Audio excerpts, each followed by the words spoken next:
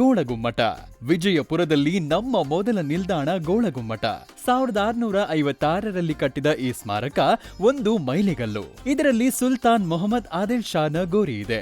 ಇದರ ಗುಮ್ಮಟವು ಪ್ರಪಂಚದಲ್ಲೇ ಅತಿ ದೊಡ್ಡದಾದ ಗುಮ್ಮಟಗಳಲ್ಲಿ ಒಂದಾಗಿದೆ. ಇಲ್ಲಿ ಪಿಸು ಮಾತಿನಲ್ಲಿ ಆಡಿದ ಮಾತುಗಳು ಕೂಡ ಗೋಳಗುಮ್ಮಟದ ಮೂಲೆ ಮೂಲೆಗಳಲ್ಲಿ ಪ್ರತಿಧ್ವನಿಸುತ್ತದೆ. ಇದು ಶಬ್ದ ತರಂಗಗಳ ಆವಿಷ್ಕಾರಗಳಲ್ಲಿ ಒಂದು ವಿಸ್ಮಯವೇ ಆಗಿದೆ.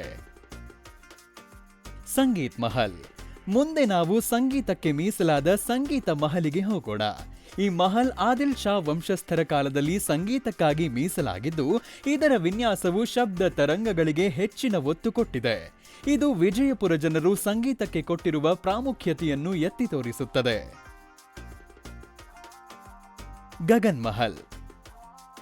ಮುಂದೆ ನಾವು ಗಗನ್ ಮಹಲ್ಗೆ ಹೋಗೋಣ. ಇದನ್ನು 1561ರಲ್ಲಿ ರಾಜರ ವಾಸ್ತವ್ಯಕ್ಕೆಂದು ನಿರ್ಮಾಣ ಮಾಡಿದ್ರು. ಈ ಅರಮನೆ ಬಹಳ ಸರಳವಾದರೂ ಕಟ್ಟಡದ ವಾಸ್ತುಶಿಲ್ಪವು ಭಾರತೀಯ ಹಾಗೂ ಇಸ್ಲಾಂ ಕಲೆಯಲ್ಲಿ ನಿರ್ಮಿಸಲಾಗಿದೆ. ಇಬ್ರಾಹಿಂ ರೋಜಾ. ಮುಂದೆ ನಾವು ಇಬ್ರಾಹಿಂ ರೋಜಾ ನೋಡೋಣ.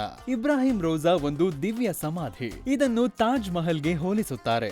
ಇದನ್ನು 2ನೇ ಆದಿಲ್ ಶಾ ತನ್ನ ರಾಣಿ ಸವಿ ನೆನಪಿಗಾಗಿ ಕಟ್ಟಿಸಿರುವನು. ಸುಂದರವಾದ ಕೆತ್ತನೆಯ ಕೆಲಸ ಹಾಗೂ ಶಿಲ್ಪ ಕಲೆಗಾಗಿ ಪ್ರಖ್ಯಾತವಾಗಿದೆ, ಹಾಗೂ ಕಮಾನುಗಳು ಮತ್ತು ಮಿನಾರಗಳನ್ನು ಒಳಗೊಂಡಿದೆ. ಇದು ಇಸ್ಲಾಮಿನ ಶಿಲ್ಪಕಲೆಗೆ ದಕ್ಷಿಣ ಭಾರತದಲ್ಲಿ ಒಂದು ಉತ್ತಮ ಉದಾಹರಣೆಯಾಗಿದೆ.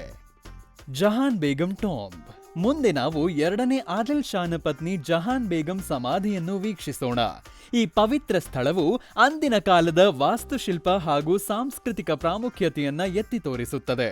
ಈ ಕಟ್ಟಡದ ಸರಳತೆ ರಾಣಿಯ ಜೀವನ ಹಾಗೂ ಪರಂಪರೆಯನ್ನು ಎತ್ತಿ ತೋರಿಸುತ್ತದೆ. Kumatagi summer palace. ಮುಂದೆ ನಾವು ನಗರದ ಹೊರಭಾಗದಲ್ಲಿರುವ ಸುಡುವ ಬಿಸಿಲಿನಿಂದ ರಕ್ಷಿಸಿಕೊಳ್ಳಲು ಕಟ್ಟಿಸಿದ ಕುಮಟಗಿ ಬೇಸಿಗೆ ಅರಮನೆಗೆ ಹೋಗೋಣ. ಇದರ ವಿನ್ಯಾಸವು ರಾಜ ಮನೆತನದ ವಿಭಿನ್ನ ಋತುಗಳಲ್ಲಿ ಜೀವನ ಶೈಲಿಯನ್ನು ತೋರಿಸುತ್ತದೆ. ಬಾರಾ ಕಮಾನ್. ಆದಿಲ್ ಶಾ 2 ಕಾಲದ ವಾಸ್ತುಶಿಲ್ಪಕ್ಕೆ ಒಂದು ಉದಾಹರಣೆಯಾಗಿದೆ. ಈ ಸುಂದರವಾದ ಅಪೂರ್ಣ ಕಮಾನುಗಳು ಗತಕಾಲದ ಅವಶೇಷಗಳ ಒಂದು ಉತ್ತಮ ಉದಾಹರಣೆಯಾಗಿದೆ. ಜಾಮಿಯಾ ಮಸ್ಜಿದ್.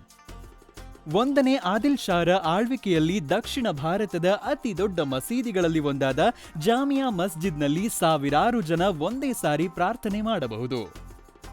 ಸುಂದರವಾದ ಕಮಾನುಗಳು ಹಾಗೂ ಮಧ್ಯದಲ್ಲಿ ಗುಮ್ಮಟವುಳ್ಳ ಇದು ಇಸ್ಲಾಮಿನ ಶಿಲ್ಪಕಲೆಯನ್ನ ಎತ್ತಿ ತೋರಿಸುತ್ತದೆ.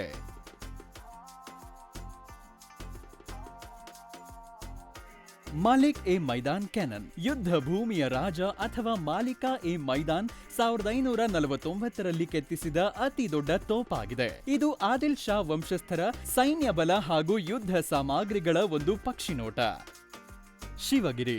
85 ಅಡಿ ಎತ್ತರದಲ್ಲಿರುವ ಬೃಹದಾಕಾರದ ಶಿವನ ಮೂರ್ತಿಗೆ ಶಿವಗಿರಿ ಪ್ರಸಿದ್ಧವಾಗಿದೆ, ಹಾಗೂ ಇದು ವಿಜಯಪುರದ ಪುಣ್ಯ ಕ್ಷೇತ್ರಗಳಲ್ಲಿ ಒಂದಾಗಿದೆ. ಸಹಸ್ರಪಾಣಿ ಜೈನ್ ಟೆಂಪಲ್. ಜೈನರ ಪವಿತ್ರ ಸ್ಥಳವಾದ ಶಾಂತ ವಾತಾವರಣಕ್ಕೆ ಹೆಸರುವಾಸಿಯಾದ ಸುಂದರವಾದ ಶಿಲ್ಪ ಕಲೆಗಳಿಂದ ಕೂಡಿದ ಸಹಸ್ರಪಾಣಿ ಮಂದಿರವು ಧಾರ್ಮಿಕ ವೈವಿಧ್ಯತೆಯನ್ನ ಸಾರಿ ಹೇಳುತ್ತದೆ. ಬಸವನ ಬಾಗೇವಾಡಿ. ದಾರ್ಶನಿಕ ಕವಿ, ತತ್ವಜ್ಞಾನಿ, ಲಿಂಗಾಯತ ಧರ್ಮದ ಜನಕ ಜಗಜ್ಯೋತಿ ಬಸವೇಶ್ವರರು ಹುಟ್ಟಿದ ಸ್ಥಳವೇ ಬಸವನ ಬಾಗೇವಾಡಿ. ಈ ಊರಿನ ಸುತ್ತಮುತ್ತಲೂ ಅನೇಕ ಮಂದಿರಗಳು ಲಿಂಗಾಯತ ಧರ್ಮವನ್ನ ಸಾರುತ್ತದೆ, ಹಾಗೂ ಜನರು ಅದನ್ನು ಆಚರಿಸುವರು. ಸಿದ್ದೇಶ್ವರ ಜ್ಞಾನ ಯೋಗಾಶ್ರಮ. ಬುದ್ಧಿವಂತಿಕೆ ಹಾಗೂ ಮನಸ್ಸಿಗೆ ನೆಮ್ಮದಿಯನ್ನು ಅರಸುವವರಿಗೆ ಒಂದು ಒಳ್ಳೆಯ ಶಾಂತಿಯುತವಾದ ಆಧ್ಯಾತ್ಮಿಕ ಕೇಂದ್ರವಾಗಿದೆ.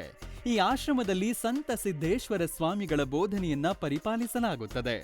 ಸಿದ್ದೇಶ್ವರ ಸ್ವಾಮೀಜಿ ಅವರು ಒಬ್ಬ ಮಹಾನ್ ಜ್ಞಾನಿ, ಯೋಗಿ ಹಾಗೂ ಪೂಜನೀಯ ಧಾರ್ಮಿಕ ನಾಯಕರಾಗಿದ್ದರು. ಅವರ ವಚನಗಳು ಚಿಕ್ಕ ಚಿಕ್ಕವುಗಳು, ಆದರೆ ಬಹಳ ಪ್ರಭಾವಶಾಲಿಯಾಗಿರುತ್ತವೆ. ಈ ವಚನಗಳು ನಮಗೆ ಜೀವನ, ಭಕ್ತಿ, ಆಂತರಿಕ ಶಾಂತಿಯನ್ನು ನೀಡಲು ಬಹಳ ಸರಳವಾದ ಆದರೆ ಶಕ್ತಿಶಾಲಿ ನುಡಿಗಳಲ್ಲಿ ಜನರಿಗೆ ತಮ್ಮ ಜೀವನದಲ್ಲಿ ಅಳವಡಿಸಿಕೊಳ್ಳಲು ಸುಲಭವಾಗಿರುತ್ತವೆ. ಆಲಮಟ್ಟಿ ಡ್ಯಾಂ.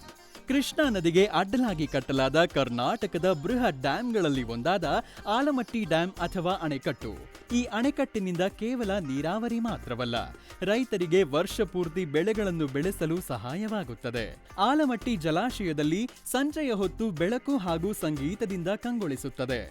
ಬಣ್ಣ ಬಣ್ಣದ ಕಾರಂಜಿಗಳು ಸ್ಥಳೀಯ ಹಾಗೂ ಬೇರೆ ಬೇರೆ ಭಾಗದ ಪ್ರವಾಸಿಗರಿಗೆ ಒಂದು ಒಳ್ಳೆಯ ಆಕರ್ಷಣೀಯ ಸ್ಥಳವಾಗಿದೆ. ಝಗಮಗಿಸುವ ಬಣ್ಣ ಬಣ್ಣದ ದೀಪಗಳು ನೀರಿನೊಂದಿಗೆ ಸೇರಿದಾಗ, ಜೊತೆಗೆ ಸಂಗೀತವೂ ಕೂಡಿದಾಗ ಆಗುವ ಅನುಭವವೇ ಒಂದು ವಿಸ್ಮಯ.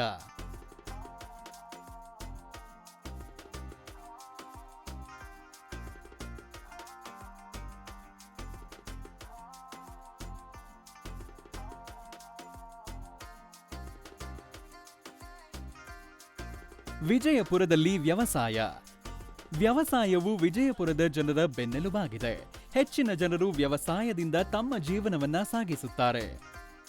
ವಿಜಯಪುರ ಹಣ್ಣುಗಳ ಬೆಳೆಗೆ ಪ್ರಸಿದ್ಧಿಯಾಗಿದೆ. ಲಿಂಬೆಹಣ್ಣು, ಪೇರಳೆ, ದಾಳಿಂಬೆ, ದ್ರಾಕ್ಷಿ ಪ್ರಮುಖ ಬೆಳೆಗಳು. ಇವುಗಳು ಭಾರತ ಮಾತ್ರವಲ್ಲ, ವಿದೇಶಗಳಿಗೂ ರಫ್ತಾಗುತ್ತವೆ. ವಿಜಯಪುರದ ದಾಳಿಂಬೆ ಅಂತಾರಾಷ್ಟ್ರೀಯ ಮಾರುಕಟ್ಟೆಯಲ್ಲಿ ಅತಿ ಹೆಚ್ಚು ಬೇಡಿಕೆಯುಳ್ಳದ್ದಾಗಿದೆ. ದ್ರಾಕ್ಷಿ ಬೆಳೆ ಕೂಡ ಉತ್ತಮ ಬೆಳವಣಿಗೆ ಕಂಡಿದೆ. ಇಲ್ಲಿನ ರೈತರು ವೈನ್ ತಯಾರಿಕೆಗೆ ಬೇಕಾದ ದ್ರಾಕ್ಷಿಯನ್ನ ಬೆಳೆಯುತ್ತಿದ್ದಾರೆ. ಇಲ್ಲಿ ಹತ್ತಿ, ರಾಗಿ, ಜೋಳ ಮುಂತಾದ ಧಾನ್ಯಗಳನ್ನು ಕೂಡ ಬೆಳೆಯುತ್ತಾರೆ. ಅನಿಯಮಿತ ಮಳೆಯಾದರೂ ನೀರಾವರಿಯ ಹೆಚ್ಚಳದಿಂದಾಗಿ ಬೆಳೆಗಳು ಉತ್ತಮ ಮಾರುಕಟ್ಟೆಗಳಿಗೆ ಪ್ರವೇಶ ಮಾಡುವುದರೊಂದಿಗೆ ಹಾಗೂ ಸರ್ಕಾರದ ಮಾರ್ಗದರ್ಶನ ಹಾಗೂ ಸಹಾಯದಿಂದ ವಿಜಯಪುರದ ಸಾವಿರಾರು ರೈತ ಕುಟುಂಬಗಳು ಜೀವನೋಪಾಯ ಹಾಗೂ ಅಭಿವೃದ್ಧಿಯನ್ನ ಕಾಣುತ್ತಿರುವರು. ವಿಜಯಪುರದ ಜೀವನ ಶೈಲಿ. ವಿಜಯಪುರದಲ್ಲಿ ಜನರು ಸಾಂಪ್ರದಾಯಿಕ ಹಾಗೂ ಆಧುನಿಕ ಜೀವನ ಶೈಲಿಯನ್ನ ಅಳವಡಿಸಿಕೊಂಡಿದ್ದಾರೆ. ವ್ಯವಸಾಯ ಮುಖ್ಯ ಕಸುಬಾದರೂ ಜನರು ಆಟಗಳಲ್ಲಿ ಹಾಗೂ ಸಾಮುದಾಯಿಕ ಕಾರ್ಯಗಳಲ್ಲಿ ತಮ್ಮನ್ನು ತಾವು ತೊಡಗಿಸಿಕೊಂಡಿದ್ದಾರೆ. ಅತಿಥಿ ಸತ್ಕಾರಕ್ಕೆ ಪ್ರಸಿದ್ಧರಾದ ಜನ ತಮ್ಮ ನೆಲ ಜಲ ಸಂಸ್ಕೃತಿಗಳೊಂದಿಗೆ ಉತ್ತಮ ಬಾಂಧವ್ಯ ಇರಿಸಿಕೊಂಡಿದ್ದಾರೆ. ಇಲ್ಲಿಯ ಜನರ ಜೀವನ ಬಹಳ ಸರಳ, ಜೊತೆಗೆ ಅವರು ಬದಲಾವಣೆಗಳನ್ನ ಅಳವಡಿಸಿಕೊಂಡಿದ್ದಾರೆ. ಜನ ಪುರಾತನ ಹಾಗೂ ಆಧುನಿಕ ಶೈಲಿಗಳನ್ನ ತಮ್ಮದಾಗಿಸಿಕೊಂಡಿದ್ದಾರೆ. ಸೈಕಲ್ ತುಳಿಯುವುದರ ಮೂಲಕ ಇಲ್ಲಿನ ಜನ ಆರೋಗ್ಯ ಹಾಗೂ ದೇಹದಾರ್ಢ್ಯತೆಗೆ ಹೆಚ್ಚು ಗಮನ ಕೊಡುತ್ತಿದ್ದಾರೆ. ಸೈಕಲ್ ತುಳಿಯುವಿಕೆ ಸ್ಥಳೀಯರು ಹಾಗೂ ಪ್ರವಾಸಿಗರಲ್ಲಿ ಬಹಳ ಜನಪ್ರಿಯವಾಗಿವೆ. ಜನರಲ್ಲಿ ಜಾಗೃತಿ ಹಾಗೂ ದೇಹ ಶಕ್ತಿಯನ್ನ ಹೆಚ್ಚಿಸುತ್ತಿದ್ದಾರೆ.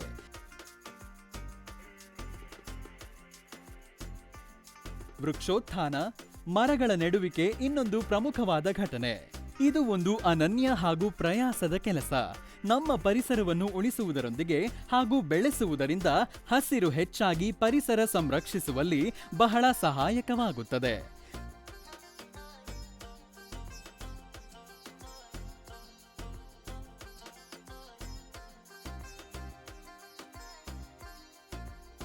ವಿಜಯಪುರದ ವ್ಯಂಜನಗಳು ಸ್ವಾದಿಷ್ಟವಾದ ಉತ್ತರ ಕರ್ನಾಟಕ ಹಾಗೂ ದಕ್ಷಿಣ ಭಾರತೀಯ ಪದ್ಧತಿಗಳಿಂದ ಕೂಡಿದೆ. ಜೋಳದ ರೊಟ್ಟಿ, ಖಾರವಾದ ಚಟ್ನಿ, ಎಣ್ಣೆ ಬದನೆಕಾಯಿ, ಸೊಪ್ಪಿನ ಸಾರು ಇವುಗಳನ್ನ ಸವಿಯದಿದ್ದರೆ ಯಾತ್ರೆ ಅಪೂರ್ಣವಾಗುತ್ತದೆ. ಹಬ್ಬ ಹರಿದಿನಗಳಲ್ಲಿ ಸಾಂಸ್ಕೃತಿಕ ಕಾರ್ಯಕ್ರಮಗಳಲ್ಲಿ ಸಂಗೀತ, ನೃತ್ಯ ಹಾಗೂ ಉಡುಗೆ ತೊಡುಗೆಗಳನ್ನು ಕಾಣಬಹುದು.